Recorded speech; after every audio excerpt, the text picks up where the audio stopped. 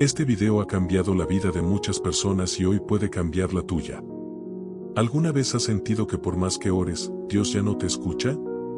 ¿Te has preguntado si tus pecados son tan graves que la salvación ya no está disponible para ti? En los próximos minutos, voy a revelarte los 5 síntomas que muchos consideran señales de que ya no hay esperanza para tu alma.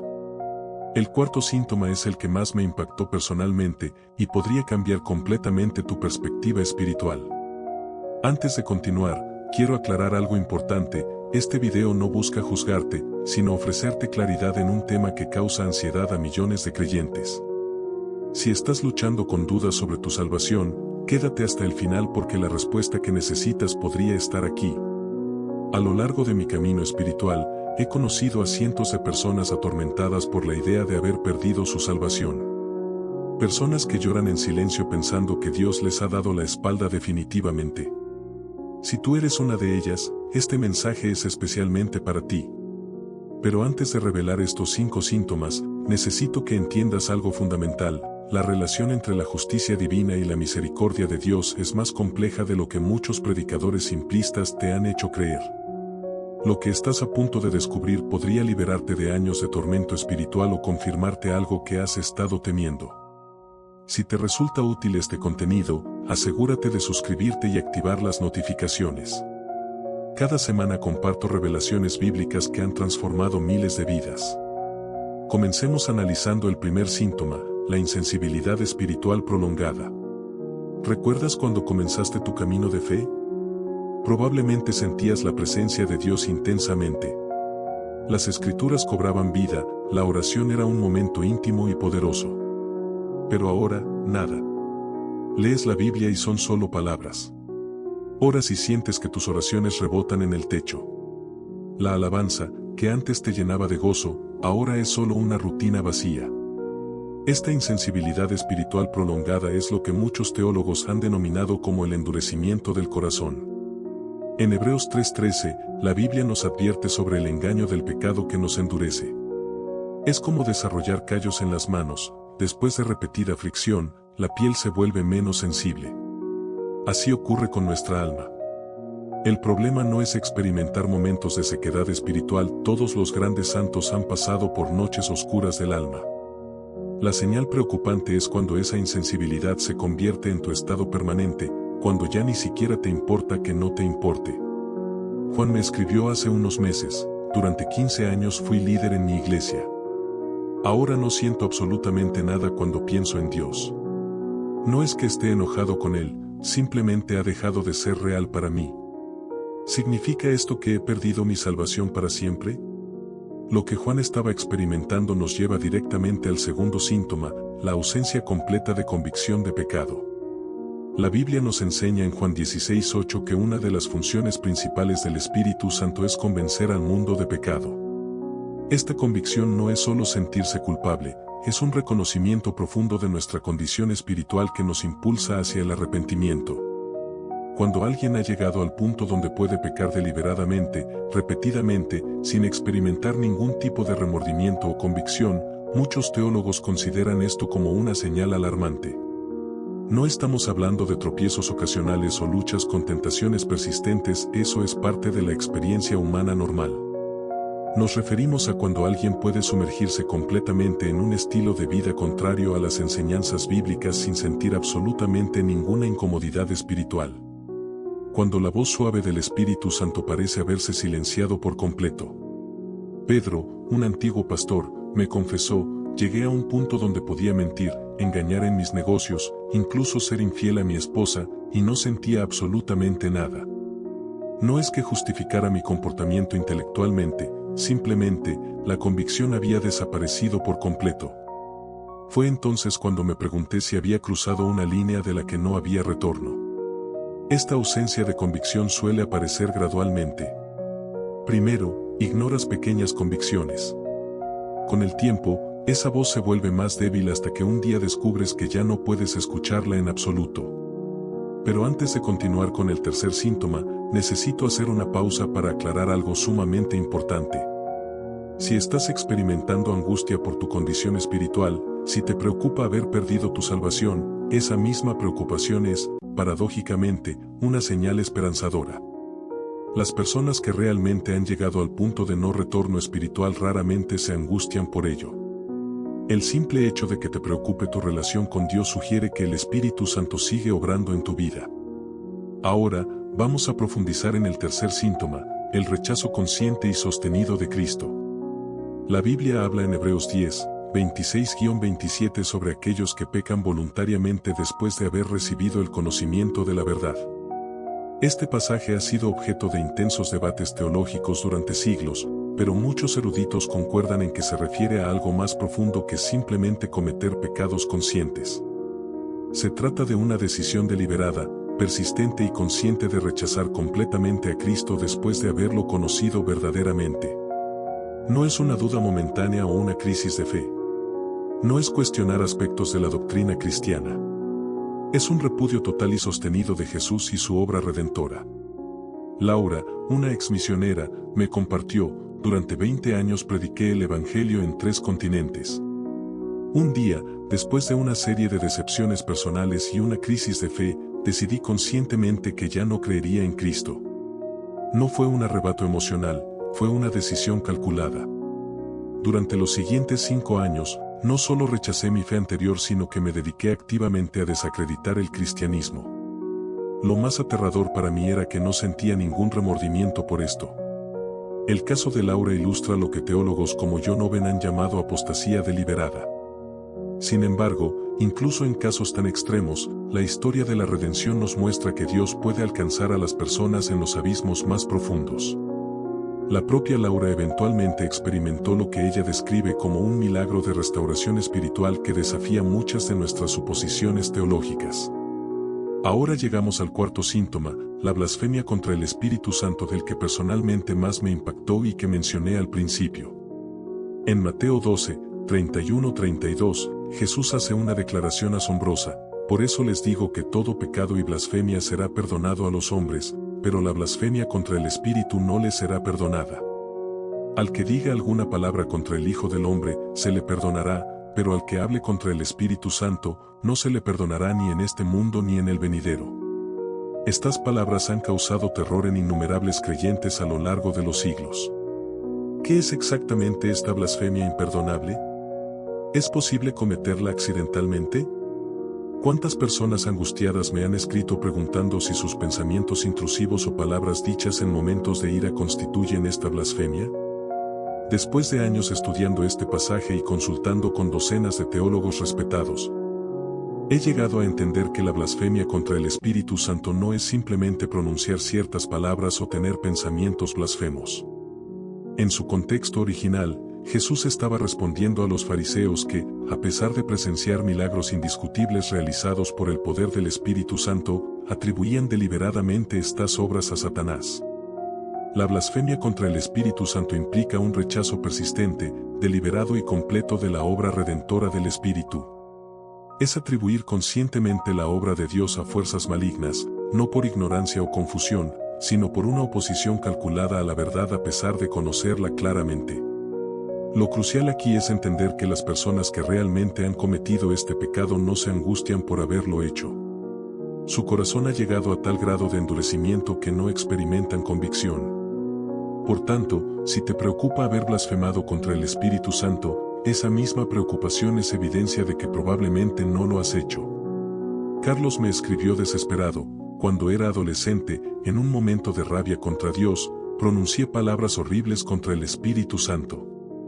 Aunque me he arrepentido 1000 veces, vivo atormentado pensando que he cometido el pecado imperdonable.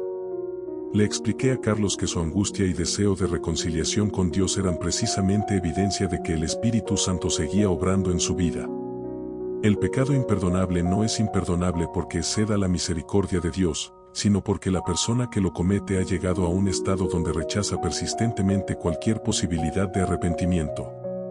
Antes de revelar el quinto y último síntoma, quiero enfatizar algo crucial: si estás experimentando angustia espiritual, si sientes que Dios está lejos o que tu fe se ha debilitado, esto no significa automáticamente que has perdido tu salvación. Incluso los grandes santos y personajes bíblicos atravesaron periodos de oscuridad espiritual. David clamó: ¿por qué escondiste tu rostro de mí, Salmo 13. Elías, después de su mayor victoria espiritual, cayó en la desesperación.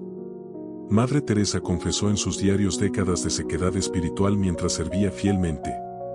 Ahora, el quinto síntoma, la imposibilidad de renovación al arrepentimiento. Este síntoma proviene principalmente de Hebreos 6, 4-6, uno de los pasajes más discutidos y temidos de la Biblia, porque es imposible que los que una vez fueron iluminados y gustaron del don celestial, y fueron hechos partícipes del Espíritu Santo, y asimismo gustaron de la buena palabra de Dios y los poderes del siglo venidero, y recayeron, sean otra vez renovados para arrepentimiento, crucificando de nuevo para sí mismos al Hijo de Dios y exponiéndole a vituperio. Este pasaje ha sido interpretado de diversas maneras a lo largo de la historia de la Iglesia. Algunos ven aquí una advertencia contra la apostasía para verdaderos creyentes.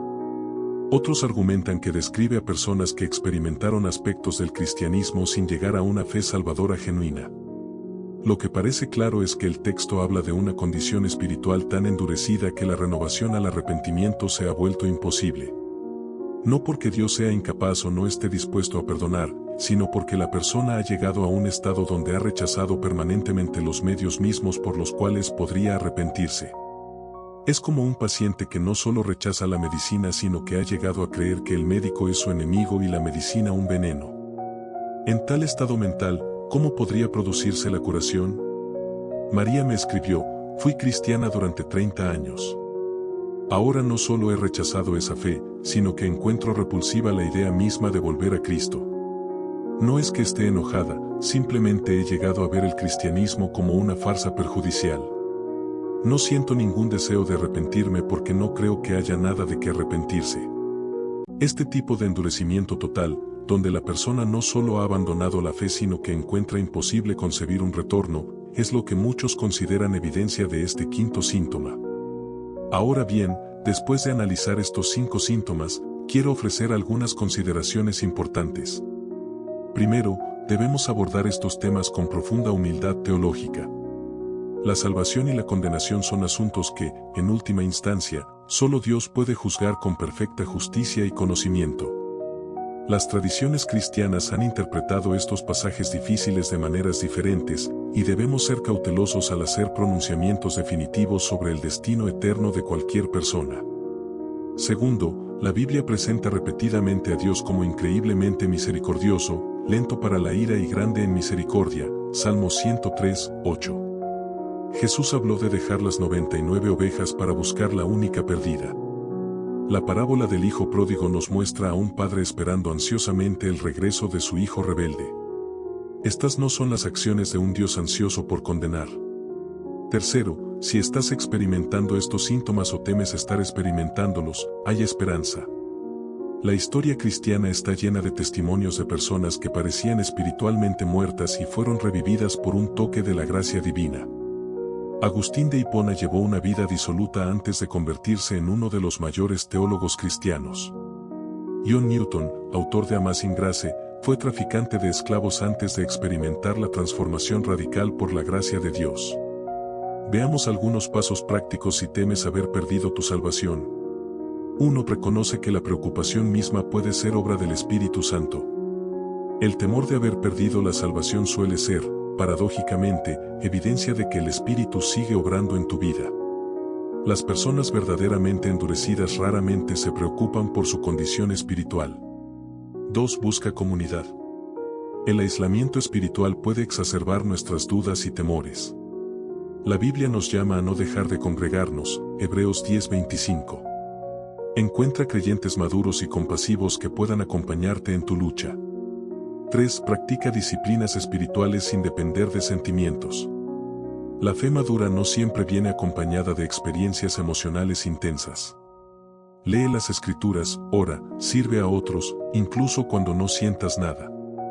A veces, la obediencia precede al sentimiento. 4. Busca ayuda profesional si es necesario. Muchas luchas espirituales están entrelazadas con desafíos psicológicos como depresión, ansiedad o trauma. Un consejero cristiano calificado puede ayudarte a distinguir entre problemas espirituales y de salud mental. 5. Recuerda el carácter de Dios. La Biblia consistentemente presenta a Dios como un Padre amoroso, no como un juez severo esperando castigar. Jesús dijo, el que a mí viene, no le echo fuera, Juan 6:37.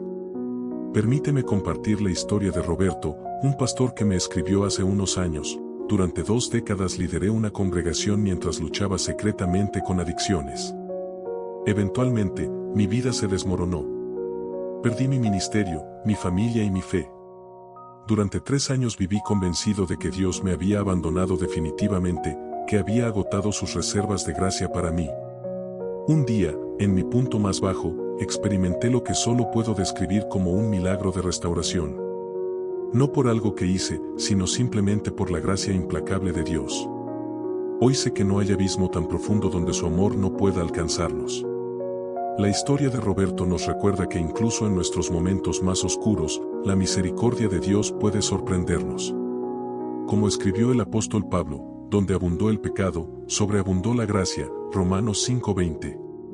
En conclusión, si te has identificado con alguno de estos síntomas, quiero que sepas que hay esperanza. La misma preocupación que sientes puede ser evidencia de que el Espíritu Santo sigue obrando en tu vida. La puerta de la misericordia de Dios permanece abierta más tiempo del que podemos imaginar. Recuerda las palabras de Jesús, todo lo que el Padre me da, vendrá a mí, y al que a mí viene, no le echo fuera, Juan 6:37.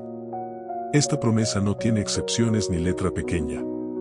Antes de terminar, quiero invitarte a una reflexión personal. ¿Has estado cargando con el peso de sentirte condenado sin esperanza? La invitación de Cristo sigue en pie, venid a mí todos los que estáis trabajados y cargados, y yo os haré descansar, Mateo 11:28. Si este video te ha ayudado, compártelo con alguien que pueda estar luchando con estos mismos temores. A veces, una palabra de esperanza es todo lo que alguien necesita para dar el primer paso hacia la restauración. La próxima semana estaré compartiendo los 7 pasos para recuperar la intimidad con Dios cuando sientes que tu fe se ha enfriado. Asegúrate de suscribirte para no perdértelo. Y recuerda, incluso en tus momentos de mayor duda, cuando sientes que Dios te ha condenado o abandonado, Él sigue siendo el Padre que espera ansiosamente tu regreso, no para condenarte, sino para restaurarte completamente. Gracias por acompañarme en esta exploración espiritual profunda. Si tienes preguntas o experiencias personales relacionadas con este tema, déjalas en los comentarios. Tu testimonio podría ser precisamente lo que alguien más necesita escuchar hoy. Que la paz de Dios, que sobrepasa todo entendimiento, guarde tu corazón y tu mente en Cristo Jesús. Nos vemos en el próximo video.